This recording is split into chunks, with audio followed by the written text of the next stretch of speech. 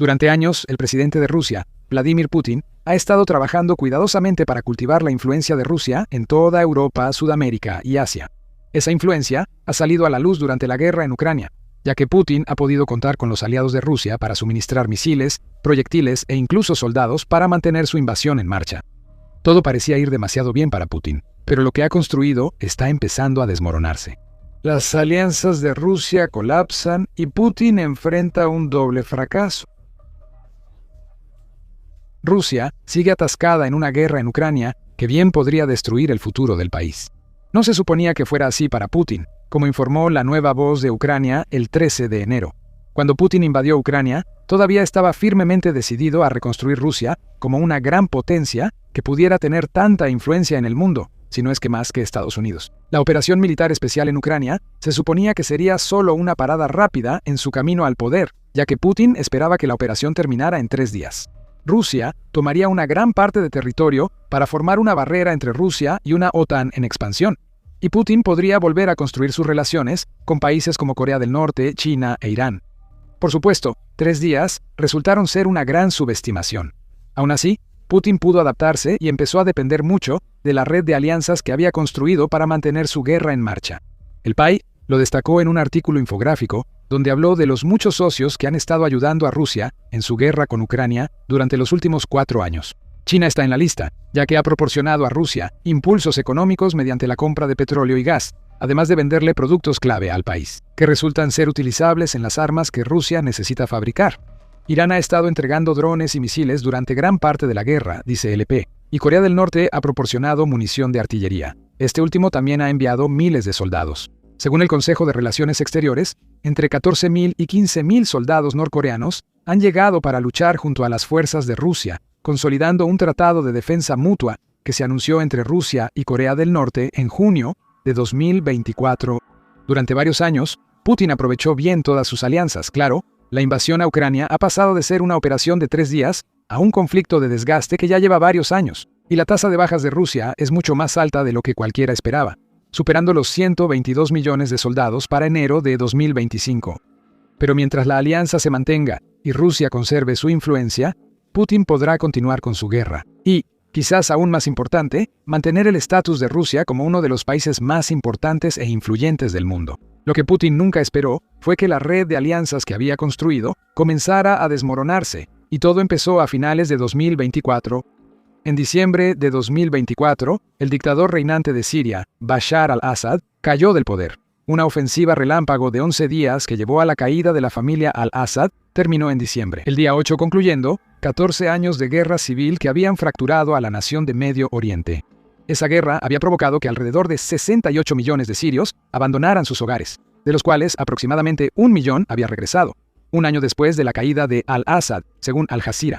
Pero más importante para Rusia, esa guerra también le permitió a Putin extender su influencia por toda Siria gracias a la alianza que había creado con al-Assad. Putin tenía muchas razones para estar tan interesado en mantener a al-Assad de su lado y en el poder en Siria. El exdictador de Siria y el presidente de Rusia comenzaron a fortalecer sus lazos a mediados de la década de 2000 poshanshensia, justo cuando Putin empezaba a expandir el ejército ruso en su búsqueda por convertir a Rusia en una gran potencia. Una vez más, ese ejército fue utilizado en Siria para mantener a al-Assad en el poder. Y como todos sabemos, Putin no es el tipo de persona que hace este tipo de cosas gratis. Su apoyo a al-Assad era condicional, siendo la condición clave la alianza entre Putin y el propio al-Assad. Mientras existiera esa alianza, ¿Rusia tendría influencia en Medio Oriente? Margot Light, quien es profesora emérita de Relaciones Internacionales en la Escuela de Economía y Ciencia Política de Londres, explicó lo que esto significaba para Putin en 2017. Si querías negociar algún fin para el conflicto, no podías ignorar la opinión de Rusia sobre cómo debía resolverse ese conflicto. Light dijo, agregando, es parte de esta determinación de Putin, principalmente para mostrar que Rusia es una potencia fuerte con la que se debe contar. Con la relación con al-Assad establecida, Rusia también ganó influencia en el resto de Medio Oriente. Pero todo eso se vino abajo junto con al-Assad en diciembre de 2024, asestando un duro golpe a la ambición de Putin de restablecer a Rusia como una potencia global.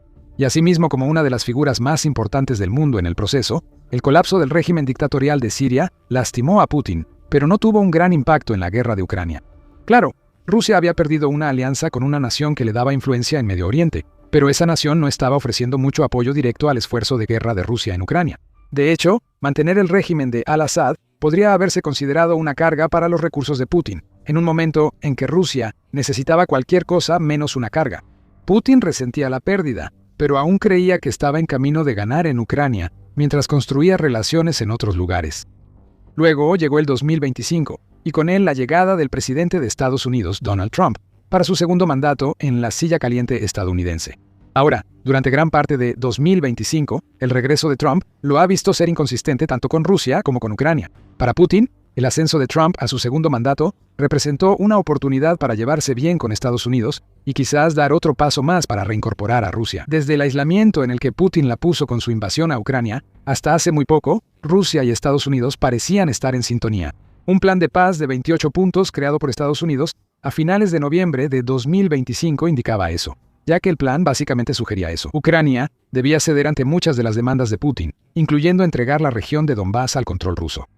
Pero las cosas cambiaron para Putin al entrar en 2026. Durante varios años, Putin ha estado desarrollando lazos con el presidente de Venezuela, Nicolás Maduro. Este fue claramente un caso de Putin usando a Maduro, tanto para construir influencia en América Latina, como para tener una especie de moneda de cambio que pudiera usar para salirse con la suya. En otros lugares, el Centro de Análisis de Políticas Europeas, o CEPA, deja claro ese uso secundario cuando afirmó en un artículo del 13 de enero que Putin había ofrecido retirar su apoyo a Maduro hace 6 años. Si Occidente colectivo hacía la vista gorda ante lo que él quería hacer con Ucrania, Maduro era solo un peón para ser utilizado, pero seguía siendo un aliado, y era un aliado que empezó a volverse más importante para Putin a medida que la guerra en Ucrania se prolongaba. Y quedó claro que ni siquiera el retiro del apoyo de Rusia a Maduro haría que Occidente le diera carta blanca a Rusia en Ucrania. Putin hizo promesas de inversión en Venezuela cuando Trump empezó a amenazar con bloqueos navales y la caza de barcos de drogas. Utilizando al ejército estadounidense, Rusia reforzó las defensas aéreas de Venezuela con equipo proporcionado por un puente aéreo especialmente organizado.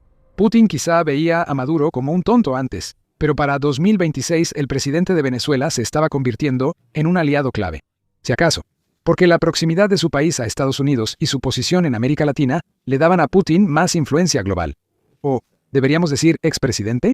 El 3 de enero, la administración de Trump hizo algo que Putin nunca esperó que hiciera: cumplir sus vagas amenazas militares contra Maduro. En las primeras horas de ese día, Estados Unidos llevó a cabo una serie de ataques aéreos en toda Venezuela, lo que preparó el escenario para que las fuerzas estadounidenses irrumpieran en Caracas y capturaran al presidente de Venezuela. En un instante, otro de los aliados de Putin, quien presidía un país que Rusia había estado cortejando desde mediados de la década de 2000, según CIPA, desapareció. Putin, a pesar de toda su supuesta influencia, no pudo hacer nada al respecto. Moscú tampoco pudo, al parecer, proteger a su amigo más cercano en Sudamérica a principios de este mes, cuando Estados Unidos capturó a Nicolás Maduro de Venezuela, un líder que había hecho el viaje a Moscú con diligencia para el desfile del Día de la Victoria de Putin en mayo del año pasado. Informa Político, revelando que el poder de Putin apenas se extiende más allá de sus propias fronteras, al menos en América Latina. Otro aliado de Putin se había ido. El único pequeño consuelo para Rusia era que se trataba de otro aliado que tenía un impacto directo mínimo en Ucrania.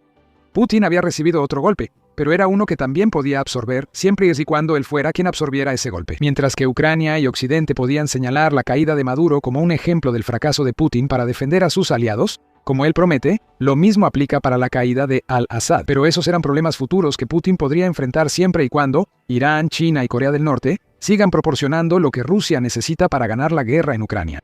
Y probablemente ya te imaginas hacia dónde va esto.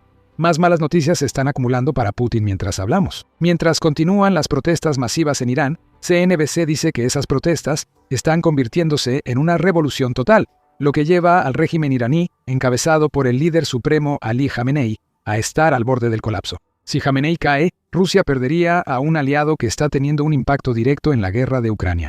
Bloomberg informó el 12 de enero que Irán ha enviado la asombrosa cantidad de $27.000 millones en misiles a Rusia, muchos de los cuales Putin ha estado usando para atacar a Ucrania. También están los drones. Irán envió miles de sus drones Shahid durante las primeras etapas de la guerra de Putin, y Rusia llegó a depender tanto de ellos que gastó $175.000 millones para llegar a un acuerdo en el que Irán permitió a Rusia fabricar esos drones en su propio territorio. La relación entre Irán y Rusia no es una alianza de conveniencia, y no es como lo que vimos con la situación de Maduro, donde Putin estaba más enfocado en obtener influencia que en beneficios tangibles. Irán le da armas a Rusia. También ofrece el potencial de construir influencia, como dice Max Hess, fundador de la firma de consultoría de riesgo político en Metaner Advisory, a CNBC.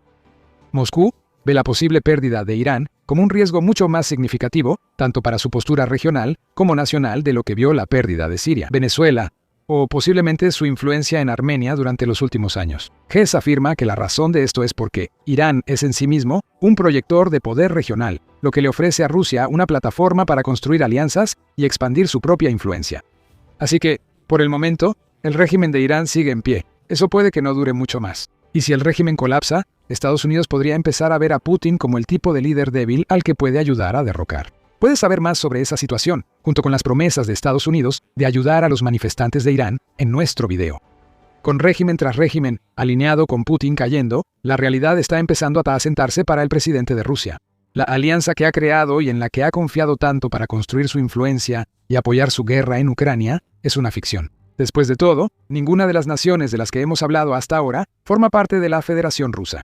Algunas, como Irán, solo estaban aliadas estratégicamente por necesidad y no por deseo, como dijo el exdiplomático ruso Boris Bondarev a Político el 3 de enero. Él caracteriza la relación entre ambas naciones como una que tiene matices de desconfianza seria, aunque era bastante estable antes de que la ola de protestas llegara a Irán. Al-Assad ya no está, Maduro ya no está, Jamenei podría irse pronto, pero al menos Putin todavía tiene a China y Corea del Norte, ¿verdad? Bueno, claro, aunque uno de esos supuestos aliados está lejos de ser el socio que Putin necesita si quiere devolver a Rusia al lugar que él considera que le corresponde en la mesa global. China, francamente, es mucho más un actor geopolítico que Rusia, y Putin lo sabe. También es probable que sepa que, así como Putin ha utilizado sus relaciones con los regímenes colapsados o en colapso que hemos mencionado, para aumentar su propio poder, China solo está usando a Rusia para sus propios fines hasta que le resulte inconveniente hacerlo. China no ha expresado un apoyo total a la invasión de Ucrania por parte de Rusia. Para empezar, sí, China proporciona componentes y compra petróleo ruso, pero Pekín nunca ha salido a decir que Putin tiene razón ni que cuenta con el apoyo total de China. El país mantiene una postura declarada de neutralidad que está muy lejos del apoyo total que Putin necesita para poder afirmar realmente que tiene a China de su lado. El ministro de Relaciones Exteriores de China, Wang Yi, ha dicho que el país no quiere ver a Rusia derrotada en el campo de batalla en Ucrania. El Instituto de Estudios de Seguridad de la Unión Europea, o ISS, lo señaló en un artículo de octubre de 2025. Sin embargo, eso puede deberse a que la supervivencia de Rusia beneficia a China. En este momento, el apoyo de China no es ilimitado, así lo afirma el ISS. Beijing ha evitado pagar un alto precio económico y político por su ayuda. Moscú se ha vuelto progresivamente más dependiente. A su vez, China ha aprovechado la asimetría en la relación, utilizando a Rusia como un mercado para absorber sus exportaciones. La alianza entre Rusia y China se trata más de dinero y de señales geopolíticas que de cualquier otra cosa. Y Rusia está pagando un precio muy alto por mantenerla. Según un artículo del 23 de diciembre en The Telegraph, varias industrias rusas están teniendo dificultades debido a la influencia de China. Las importaciones rusas de autos chinos aumentaron 7 veces en los 2 años hasta 2024, lo que está afectando la fabricación de vehículos nacionales en Rusia, según el medio. China ahora está invirtiendo solo $400 millones en Rusia, lo cual es notable considerando que en 2011 invertía un promedio de $12,000 millones, y China también ha demostrado varias veces que está dispuesta a detener sus compras de petróleo ruso, especialmente cuando la maquinaria de sanciones de Estados Unidos entra en acción. Ha llegado al punto en que un artículo de Geopolitical Monitor del 22 de diciembre sugirió que China podría ser un aliado de Putin, que ahora está esperando la derrota de Rusia en Ucrania. Si eso es cierto, entonces Putin es realmente el hermano menor del presidente de China, Xi Jinping. Lejos de influir en la toma de decisiones de China o de usar una alianza con China para proyectar poder en Asia o el Indo-Pacífico, Putin básicamente depende de Xi para que siga entrando dinero a Rusia. Él sabe que China podría cerrar esa llave en cualquier momento, y Rusia tendría dificultades para sobrevivir. Esa difícilmente es la situación en la que debería encontrarse una verdadera potencia global. Entonces, ¿con qué le deja todo esto a Putin? Básicamente con Corea del Norte, un paria global a una escala aún mayor que Rusia, y uno que, a pesar del pacto de defensa mutua que mencionamos antes, no está haciendo tanto por Rusia como Putin necesita, Es poco probable que veamos un cambio de régimen en Corea del Norte pronto, así que Putin puede estar tranquilo en ese sentido, y Corea del Norte no es lo suficientemente poderosa como para convertir a Putin en un títere, como sí puede hacerlo China. Pero que Rusia dependa de Corea del Norte para impulsarse como una potencia global no es precisamente una gran estrategia. El comentarista militar Denis Popovich dijo lo mismo en Radio NV, según informó Ucrania, hoy, el 14 de enero. Ahora imagina que todo esto desaparece, dice Popovich sobre las armas que Irán ha estado enviando a Rusia y que podrían desaparecer si cae el régimen de Jomeini. Dado que Corea del Norte, que no hemos mencionado desde hace mucho tiempo, suministra municiones a la Federación Rusa, aunque esto se aplicaba, había millones de toneladas. Pero he visto información de que las reservas de Corea del Norte se están agotando gradualmente y se ven obligados a desplegar capacidades adicionales.